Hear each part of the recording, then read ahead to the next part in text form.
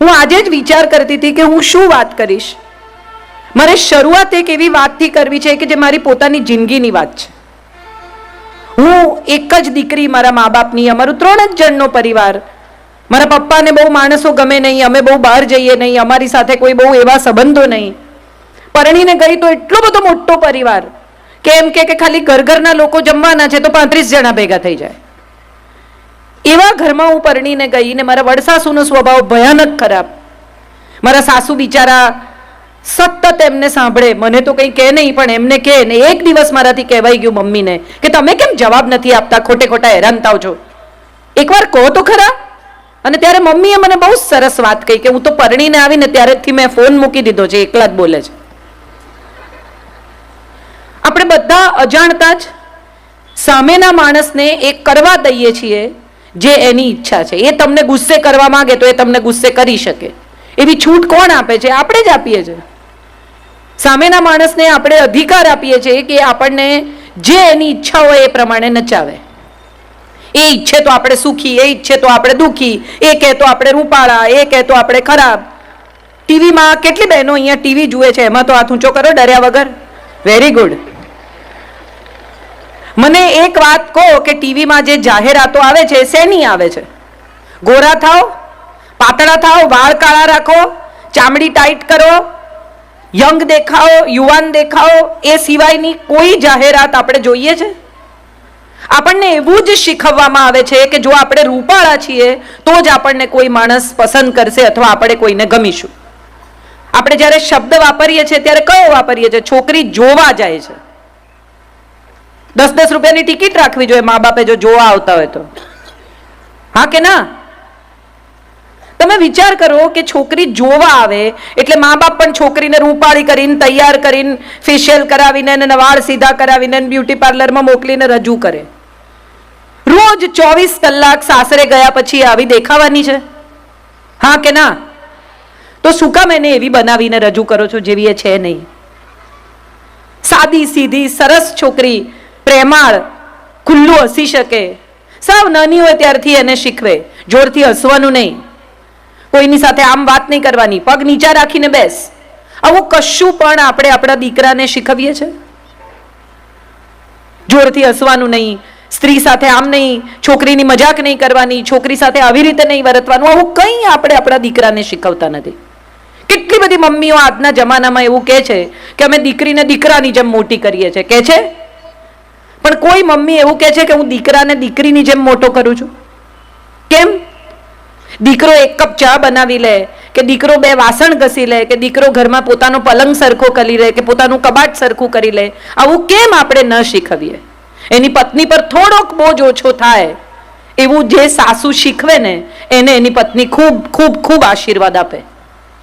હા કે ના? હા પાડો જો, પડતા કઈ નથી. બધા અહીંયા આવ્યા છે, સાંભળશે મને, પુરુષોત્તમભાઈ ને, બાપુને. બહુ સારું બોલ્યા હો, આટલું કહેશે, જમશે ને ઘેર જશે. હા કે ના? હા કે છે, બોલો. હા કહો છો? ના તો પાડો કમસે કમ. ભલે નહીં કરતા મારું કહ્યું પણ ના તો પાડો. મોઢે જ હા કહો છો. મારે જે વાત તમને કહેવી છે ને એ છે, બહુ બધા લોકો તમને શાસ્ત્રોની વાત કરશે, બીજી વાત કરશે. મારે તો એ કહેવું છે કે દીકરી આપણા ઘરમાં જન્મે ને ત્યારથી જ તમે જુઓ, પિતાના ઘરમાં દીકરી જન્મે ને ત્યારથી ભલભલા ભારાડી હોય ને એ નરમ થઈ જાય. આ જોયા છે તમે આવું? કે તમને ખબર પડે કે માણસ ભીલો થઈ ગયો ઘરમાં દીકરી જન્મી. એનું કારણ એ નથી કે એને દીકરીને પારકે ઘેર મોકલવાની છે, એનું માથું નીચે થવાનું છે, એને આમ કરવાનું છે. એનું કારણ એ છે કે દીકરી પોતે જ એક કોમળતા છે. નાની 2, 2.5, 3 વર્ષની દીકરી આમ ભાલ કરે ને પપ્પાને, 1-2 દિવસની દાઢી ન કરી હોય અને દીકરીનો હાથ ફરે ને તો પપ્પાને બીક લાગે કે આ બિચારીના હાથ છોલાશે, એ બીકે દાઢી કરતા થઈ જાય. વાલ કરે, એના ગાલ એટલા કૂણા હોય કે એમ થાય કે ના ના ના, આપણે જરા એની પાસે જઈએ તો ચોખ્ખા થઈને જઈએ, જરા વધુ કૂણા થઈએ. દીકરી ઘરમાં આવે ને ત્યારથી પિતાને કૂણા કરી નાખે. 2.5 કિલોનું બંડલ પિતાના હાથમાં મૂકે ને આમ લપેટેલું, ત્યારથી જ ક્યાંક કશેક પિતાની અંદર કશું કોમળ થઈ જાય. દીકરી જ્યાં સુધી ઘરમાં હોય ત્યાં સુધી તમે જુઓ એટલું બધું સરસ વાતાવરણ હોય. નાની 3 વર્ષની દીકરીને તમે ઢીંગલી આપો, એને શીખવવું ના પડે કે માં કેમ બનવાનું, એ આમ જ ઉપાડે ઢીંગલીને. કોઈ જોઈ છે આમ પગથી ઉંચકે ગોળ ગોળ ફેરવે એવી દીકરી? અને 3 વર્ષના દીકરાને આપી જુઓ ઢીંગલી, પહેલા પગ કાઢે, પછી હાથ કાઢે, કાતર બાતર આવે તો વાળ કાપી નાખે, પગની જગ્યા હાથ ભરાવે, હાથની જગ્યા પગ ભરાવે, પછી જુએ કે આ નવી જાતનું પ્રાણી કેવું લાગે છે. આમાં કોઈ સારું કે ખરાબ નથી, આ કુદરતે બનાવેલા 2 જુદા લોકો છે. હું બહુ બધી હમણાંથી સ્ત્રીઓને મળું છું જે લોકો એવું કહે કે અમારે કેમ કરવાનું, ત્યારે મારી પાસે જવાબ એ છે કે જેને આવડે છે ને એને કરવાનું. આપણી પાસે ક્ષમા છે, આપણી પાસે મમતા છે, દયા છે, વાલ છે, સ્નેહ છે, આપવાની તાકાત છે. તમે કોઈ એવી માં જોઈ છે જગતમાં કે જેણે 2 જ રોટલી કે રોટલા બનાવ્યા હોય, બચ્ચું એવું કહીને ગયું હોય કે આજે હું જમવાના નથી, બહાર જમીશ, બહાર મારા મિત્રને ત્યાં જવાનો છું, મારી બેનપણીને ત્યાં જવાની છું, અને એકદમ પાછી આવે દીકરી કે દીકરો અને એમ પૂછે કે ખાવાનું છે? તો કોઈ માં એવી છે તમે જોઈ કે જે એમ કે 2 જ રોટલી જો મારી છે, તરત જ એમ કે તું ખાઈ જા, હા કે ના? તો એનો અર્થ એમ થયો કે માં જો ખાવામાં એ પોતાનો સ્વાર્થ નથી જોતી તો બીજા તો શેમાં જુએ? એક માં દીકરા માટે, પોતાની દીકરી માટે જુદી છે, અને એ જ માં પોતાના જમાઈ માટે અને પોતાની વહુ માટે જુદી છે. ઓછી થઈ જાય જમાઈ આવે તો, શું ખવડાવી દઈએ ને શું કરી દઈએ ને કેટલું કરી નાખીએ, અને વહુ આવે એ પછીનો સ્વભાવ જ આખો બદલાઈ જાય. ખરી વાત કે ખોટી વાત? બધા આમ કરે જ પણ કોઈ બોલતું નથી. દીકરી નો વર આવે તો આપણને એમ થાય કે આપણે શું એને આગતા સ્વાગતા કરીએ ને આપણે એને પ્રેમ કરીએ ને સુઈ જમાડી દઈએ. કેમ? તો કે આપણી દીકરી એના ઘેર રહે છે, આપણે એને સાચવીશું તો એ આપણી દીકરીને સાચવશે. સ્વાર્થ છે. પણ એ જ છોકરી જે બધું છોડીને આવી છે, એની અટક બદલાઈ ગઈ. ગઈકાલે 8 વાગે ઉઠતી હતી, એક રાતમાં સવારે 6:30 ઉઠવા માંડી. એ આપણને ખુશ કરવાનો ગમે એટલો પ્રયત્ન કરે, પણ આપણે એકદમ દુર્લભ દેવતા, આપણે ખુશ થઈએ નહીં. દરેક વાતમાં ક્યાંક ને ક્યાં ભૂલ ગોતી કાઢવી. એને સાફ કરેલો પ્લેટફોર્મ ફરી સાફ કરવો, વેતા નથી, આવડતું નથી, ધીરી છે, આવી છે. બાપુ એક બહુ સરસ વાર્તા કહે છે, મને બહુ ગમે છે એ વાર્તા. હું એમની હાજરીમાં તમને આજે કહું કે એક સાસુમાં હતા, એને ત્યાં વહુ પરણીને આવી. વહુને ઘરે સવારે શિરામણનો રિવાજ, સવારે ખાય. અહીંયા કોઈ સવારે ખાય નહીં, મા દીકરો એકલા રહે. રાતના જમ્યા એ પછી સીધું લંચમાં ખાવાનું બપોરનું. તો થોડા દિવસ તો ચાલ્યું, પછી વહુને એમ થયું કે આ તો આમ તો નહીં જીવાય, રોજ સવારે ભૂખ લાગે ને છેક જમવા સુધી રાહ જોવાની. એટલે રાત્રે રોટલો ભાખરી ચોરી લે, ઘંટીની નીચે છુપાવી દે, સવારે દળવા બેસે ત્યારે ધીમે ધીમે ખાય. એક દિવસ સાસુમાં વહેલા ઉઠી ગયા, એ દળવા બેસી ગયા. એને જોયું કે આ તો ઘંટીની નીચે વાડકી છુપાવેલી છે ને એમાં તો ભાખરી છે. એને થયું અરે બિચારી લુખ્ખી ભાખરી ખાય છે. બીજા દિવસથી ગોળ મૂકવા માંડ્યા કે હશે બિચારી, કહી નથી શકતી ને. વહુને એમ થયું મારો વર જ મૂકતો હોય ને, આટલું વાલ તો બીજું કોઈ કરે જ નહીં, સાસુ તો સારી હોય જ નહીં. એટલે એને બી વળી એના વરને એમ કે અરે વાહ કેટલું સરસ. વરને એમ થયું કે હશે જે વાતે ખુશ થઈએ, છોડો ને. થોડા દિવસ નહીં, થોડા વરસ આવું ચાલ્યું. વહુને ઘેર વહુ આવી. હવે માની આંખો ઝાંખી થઈ ગઈ છે, બહુ સરસ દેખાતું નથી. અને માં પોતાની વહુને પૂછે છે, જે હવે સાસુ થઈ ગઈ છે, કે બેટા તારી વહુ કેવી છે? તો કે બા આમ તો સારી છે પણ કામકાજે મોળી છે. એટલે જે વડ સાસુ છે એમણે કીધું કે બેટા ગોળ નાખ તો ગળી થશે, મેં બહુ વરસ નાખ્યો છે. એમ કોઈ ગળ્યું થતું નથી, ગોળ નાખવો પડે છે. જેને ગળ્યું ખાવું હોય ને એને. તમે રવો શેકવા માંડો એટલે શીરો ન થાય, એમાં ખાંડ આપણે જ નાખવી પડે, બીજું કોઈ નહીં નાખે બહારથી આવીને. આપણું ઘર, આપણો પરિવાર, આપણી દુનિયા, આપણા દીકરાની વહુ પરણીને આવી. એ 2 જણાને બહુ બનતું હોય ને તો સાસુને વાંધો પડે, બહુ ગેલો છે. અરે એક આનંદ થવો જોઈએ કે કેટલું સરસ મારા દીકરાને મારી વહુ સાચવે છે, ચાલો મારી ચિંતા ઓછી થઈ ગઈ. કેટલા વર્ષથી મમ્મી કહેતી હોય દીકરાને થોડું લીલું શાક ખા ને, ટીંડોળા ચાખી જો, પરવળ ચાખી જો, ચોળી ચાખી જો. દીકરો અડે નહીં, ના મારે નથી ખાવું. પછી વહુ પરણીને આવે અને એ ટીંડોળા સમારતી હોય ને ત્યારે જ સાસુ કે નહીં ખાય. પણ પેલો આવે જમવા બપોરે ને ફટાફટ 4 રોટલી જોડે શાક ખાઈ જાય. સાસુને પડે વાંધો કે મારે કીધે ન ખાધું. ખરેખર તો આનંદ થવો જોઈએ કે 25 વર્ષમાં જે કામ તમે ન કરી શક્યા એને 25 મિનિટમાં કરી નાખ્યું. હા કે ના? પણ વાંધો શું પડે? મારે કીધે ન ખાધું. એક સાસુમાં મંદિરથી પાછા આવતા હતા, એને રસ્તામાં ભિક્ષુક મળ્યા. એ ભિક્ષુકને જોઈને સાસુમાએ પૂછ્યું કે કેમ આજે ખાલી હાથે? તો કે ભાભી એ બહુએ ના પાડી તમારી કે ઘરમાં કાંઈ નથી. સાસુ કે એને ના પાડી, ચાલ મારી સાથે. આખી ગલી તડકામાં ક્રોસ કરાવીને ચાલીને છેક પેલી બાજુ લઈ ગયા કે ઉભો રે. અંદર ગયા, બહાર આવ્યા ને કે કઈ નથી, જા.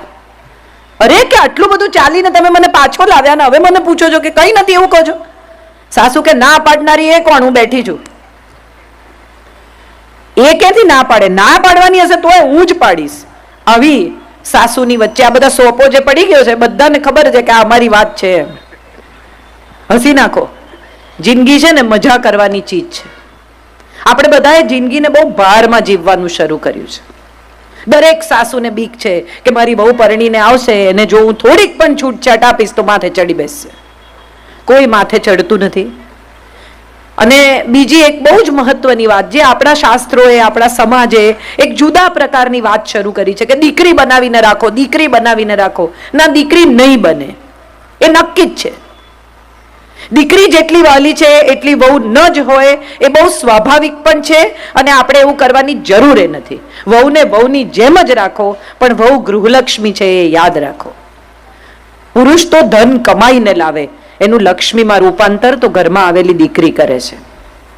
પૈસા કમાઈને આવે એથી ઘર નથી ચાલતું. ઘર ચલાવનારી તો તમે લઈને આવ્યા છો એ છે. આપણે બધા જ અજાણતા જ આપણી દીકરીને એટલી સરસ રીતે ઉછેરવાનો હવે તો પ્રયત્ન કરીએ છીએ. અમુક જાતની છૂટ આપીએ, અમુક રીતે મોટી કરીએ, એને ભણાવીએ, ગણાવીએ, આગળ વધારીએ અને પછી જ્યારે પરણાવવાની આવે ત્યારે દરેક મા બાપ એવું ઘર ગોતે કે જ્યાં એને એવી છૂટ મળે. મા બાપ ઘર જોવા જાય ને ત્યારે પાછા આવીને કે 6 એસી છે ઘરમાં, 2 ગાડી છે ઘરમાં. આ સુખ નથી, આ સગવડ છે. 2 ગાડી હોય એ સગવડ છે, 6 એસી હોય એ સગવડ છે, કપડાં ધોવાનું મશીન હોય એ સગવડ છે. આ સુખ નથી. સુખ તો એ છે કે 2 જણાને એકબીજા સાથે સાંજે અડધો કલાક વાત કર્યા વિના ન ચાલે. સાંજના છેડે ભલે 11 વાગે આવે પણ 5 મિનિટ, 10 મિનિટ, 15 મિનિટ એની પત્ની સાથે વાત કરે. દિવસમાં 1 કલાક એને એવો ફાળવે કે બોલ તારે શું કેવું છે? બહાર જવું છે? આટો મારવા લઈ જવું? ચાલવા જવું છે?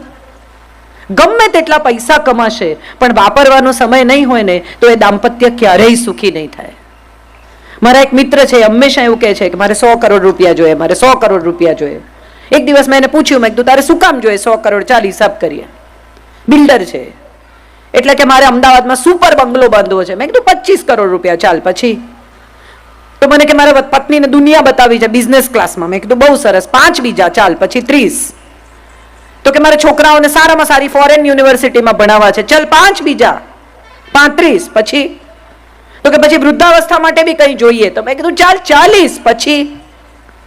40 એની પાસે આજે પણ છે પણ પેલા 60 કમાવાના ચક્કરમાં વાપરશે નહીં અને પત્નીના ઘૂંટણ જતા રહેશે ને ત્યારે એને માનસરોવર ને બદ્રી કેદાર લઈ જશે. આજે હમણાં જે કરવાનું છે ને એ આપણે કરી લેવાનું છે. કોઈ કે એટલે આપણે રૂપાળા, કોઈ કે એટલે આપણે સરસ, કોઈ કે એટલે આપણી રસોઈ સરસ. ઘરમાં મહેમાન જમવા આવ્યા હોય ને પતિના મિત્ર આવ્યા હોય એટલે પત્ની કે જમવા બેસે ત્યારે કે ભાભી તમારી દાળ બહુ સરસ, એટલે તરત કે એમને કહો. એમને શું કહેવાનું? એ રોજ જ ખાય છે પણ એ વખાણ નથી કરતા તો નથી કરતા. જેને કર્યા એનો આભાર માનો. આપણે બધા જેની પાસેથી અપેક્ષા રાખીએ છીએ ત્યાંથી જ સુખ મળવું જોઈએ એવી આપણા બધાની શરત છે. આપણે બધા જ એ પરિવારમાંથી, એ ઉછેરમાંથી આવીએ છીએ કે પતિ કહે તો સરસ, પણ એવું જરૂરી નથી. તમને તમારી દાળ ખાઈને એમ થાય છે કે તમે સુપર દાળ બનાવો છો, તમને તમારી સુખડી ખાઈને એમ થાય છે કે વાહ મારા જેવી સુખડી કોઈ ન કરે, તો તમે મજા કરો. એ આવીને ખાય છે એનો અર્થ જ એમ કે એમને ભાવે છે. કેટલાક લોકોને એક્સપ્રેશન કરવાની, દેખાડવાની, કહેવાની આવડત ન હોય અને એમાં ખાસ કરીને ભારતીય પુરુષોનો તમે વિચાર કરો તો તમને સમજણ પડે. 3 વર્ષનો છોકરો એને રડે ને એટલે એની મમ્મી ખકડાવે. છોકરી છે એટલે રડે છે? છોકરી છે, રડવાનું બંધ કર. થોડો મોટો થાય, 10-11 વર્ષનો થાય એટલે અરીસામાં જોઈને આમ પટિયા પાડે તો એની મમ્મી કે અરીસામાં હું જોયા કરે, છોકરી છે? થોડો વધુ મોટો થાય, મમ્મીને વાલ કરવા આવે કે આ ઘરે છોકરીઓની જેમ ચોંટાચોટ નહીં. અને પછી જ્યારે થોડોક મોટો થાય, લગ્ન કરે, ત્યારે પત્ની પહેલી ફરિયાદ શું કરે? તમને તો કંઈ આવડતું જ નથી, તમને તો ઇમોશન જ નથી, તમને તો લાગણી દેખાડતા જ નથી આવડતું. પણ 3 વર્ષનું હતું ત્યારથી એને ધમકાવી એની લાગણી એને કંટ્રોલ કરતા શીખવી. પુરુષો દેખાડે નહીં, પુરુષો દેખાડે નહીં. મારે આ બધા બહેનોને પૂછવું છે, ખરેખર અને દિલથી પૂછવું છે, તમારા ઘરમાં શરૂઆતમાં પૈસા આવવાના શરૂ થયા થોડાક, ત્યારે પહેલો મા બાપનો વિચાર કર્યો? હા કે ના? હા કે ના? પછી છોકરાઓનો વિચાર કર્યો? હા કે ના? જવાબ આપો. આમ કરો છો તો હા. પછી તમારો વિચાર કર્યો, બરાબર? તમે કોઈ પણ ઘરના પુરુષ એવા જોયા છે કે જે અમદાવાદ ગયા હોય ને પોતાને માટે 6 શર્ટ લઈને આવ્યા હોય?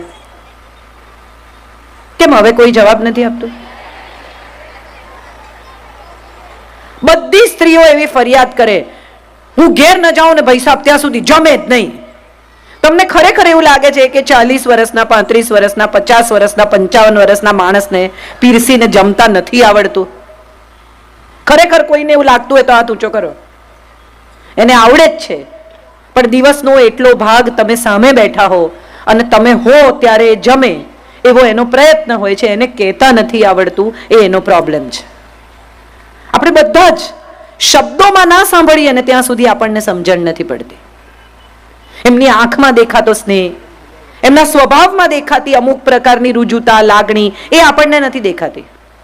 હમણાં જ એક મારી બેનપણી મને કહેતી હતી કે એની દીકરી પરણીને ગઈ છે અને બધા બેઠા હોય, વાતો કરતા હોય, મજા કરતા હોય, ત્યારે અચાનક દીકરાના ફાધર, એના સસરા આવે ને એને ખભે હાથ ફેરવીને કે બેટા તું સુખી છે ને? લગભગ દર અઠવાડિયે એકાદ વાર આ સવાલ એ પૂછે. આ લાગણી નથી? એને આવડતું નથી જેવું સ્ત્રીઓને આવડે એવું. ઘરમાં ઝઘડો થાય ને ભડામ બારણું પછાડીને પુરુષ જતો રહે, તરત સ્ત્રી શું કરે? હવે તો સેલફોન આવી ગયા છે, તરત અમારે ઘેર ઝઘડો થયો, ઇમિડિયેટલી જે પહેલું દેખાયું એને ફોન કરીને ફરિયાદ કરી દેવાની. પુરુષ સવારથી એ ધુમાડો છાતીમાં લઈને નીકળે, એ સાંજ સુધી અંદર રહે. એ 4 મિત્રોને ફોન કરીને કહેતા નથી કે અમારે ઘેર ઝઘડો થયો. કે છે? બધા આમ કરે છે, કોઈ બોલતું નથી. નથી કહેતા ને? નથી કહેતા એટલા જ માટે એમને ડાયાબિટીસ થાય છે, એમને બ્લડ પ્રેશર થાય છે, એમના વાળ વહેલા ખરી જાય છે. આ વૈજ્ઞાનિક સત્યો છે. જો ઘરમાં સુખ જોઈતું હોય ને તો સૌથી પહેલી ઘરમાં શાંતિ જોઈએ. પરણીને આવેલી છોકરી પતિને ફરિયાદ કરે અને સાસુ દીકરાને ફરિયાદ કરે. આ ત્રાસ એના માટે એટલો થઈ જાય કે ઘેર કેટલા મોડા જવાય એવો પ્રયત્ન કરે. હા કે ના? હા, હા પાડે છે બધા. નહીં કરીએ એવો વિચાર આવે છે ક્યાંક? હા કે ના? એમાં આ નથી પાડતા. આપણે બધા આપણી દીકરીનું સુખ ઈચ્છીએ છીએ.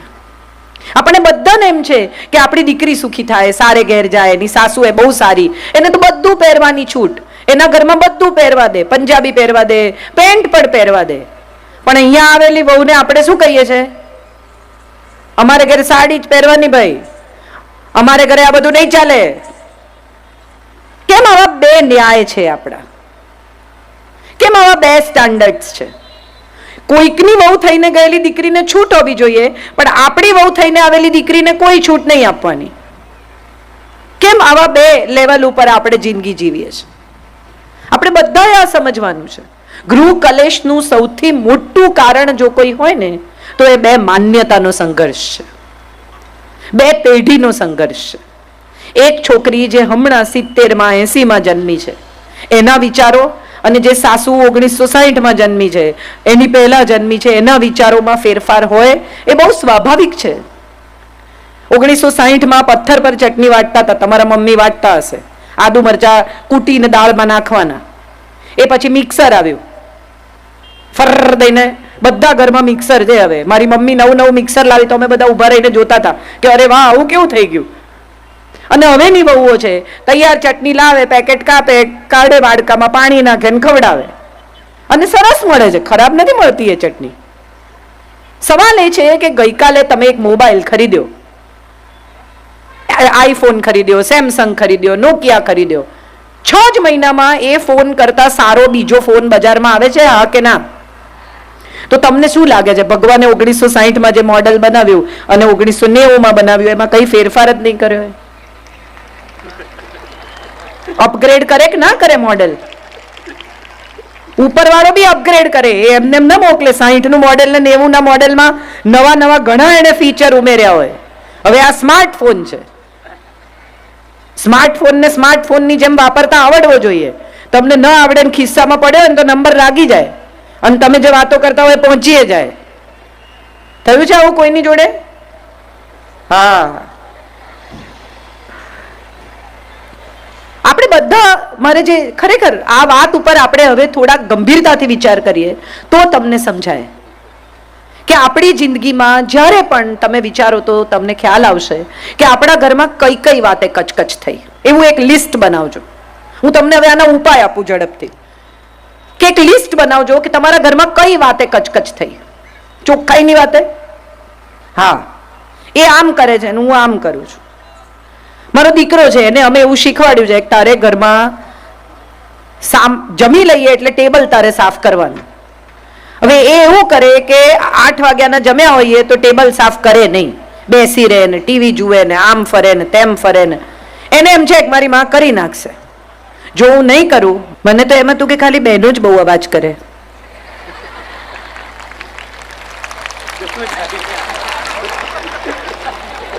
પણ એવું નથી. આપણને કેટલું બધા નથી કહેતા કચકચ કચકચ કરે, આપણો ટાઈમ આવે તો આપણે કહી દેવાનું, એમ થોડી છોડાય. મજાની વાત મારે જે તમારી સાથે કરવી છે કે તમારા ઘરમાં કઈ કઈ વાતે કચકચ થાય છે અથવા કઈ કઈ વાતે કકળાટ થાય છે, દીકરી સાથે પણ અને વહુ સાથે પણ. એનું લિસ્ટ બનાવશો ને તો તમને સમજાશે કે તમે તમારા વિચારો બદલ્યા નથી ને એટલે કચકચ થાય છે. ઉછરી રહેલી દીકરી હોય 13, 14, 15 વર્ષની, મોબાઈલ આપણે જ આપ્યો હોય, પછી એ કોઈની પણ સાથે મોબાઈલ પર વાત કરતી હોય એટલે આપણા કાન ચાર થાય. કોણ છે? કોની જોડે વાત કરે છે? ક્યાં જાય છે? એવી કેવી બેનપણી છે? અહીંયા લઈ આવો, મને મળાવો. બેનપણીને ઘેર ફોન કરે, આવી છે. આવી પોલીસગીરી કરવાથી તમે જો એમ માનતા હો કે તમારી દીકરીને તમે સંસ્કાર આપી શકશો તો આ તમારી ભૂલ છે. પોલીસ થવાથી કઈ નહીં થાય, પ્રેમ કરવાથી થશે. એટલો સ્નેહ આપો કે તમારી સાથે જુઠ્ઠું બોલે જ નહીં. બધી મમ્મીઓ એમ કે મને બધું સાચું કહેવાનું, હા બેટા. પછી 14, 15 વર્ષની છોકરી એમ કે મારી ક્લાસમાં એક છોકરી છે ને એને અમારા ક્લાસનો એક છોકરો ગમે છે. આ બિચારી સ્નેહથી તમને સાચું કહેવા ગઈ, એમાં મમ્મીના ડોળા ફરી ગયા. તને નથી ને કોઈ ગમતો? એ એના ક્લાસની વાત કરે છે. તમે એને ક્યાં, જે મગજમાં વિચાર છે પણ નહીં એ તમે નાખ્યો. આ એના મનમાં નથી. એ તો નિર્દોષ ભાવે તમારી સાથે કશુંક શેર કરે છે, તમને કશું કહે છે.